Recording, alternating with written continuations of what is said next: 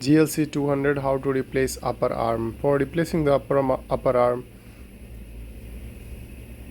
first of all mark on the center, so it's you have remember which is the center point of this arm, so it's a good way to work and you can save also time.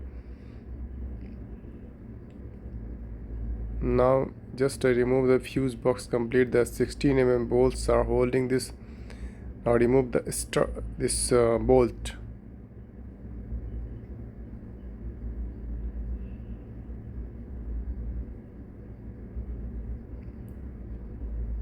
So this GLC doesn't have any upper arm level sensor because it's a no without hermetic.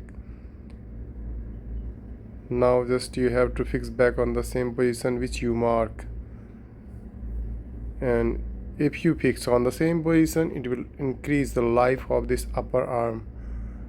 If you change the position, that's definitely it will reduce the life of this upper arm.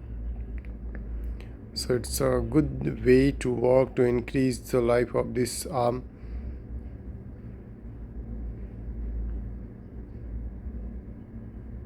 This one is also 16 mm nut here.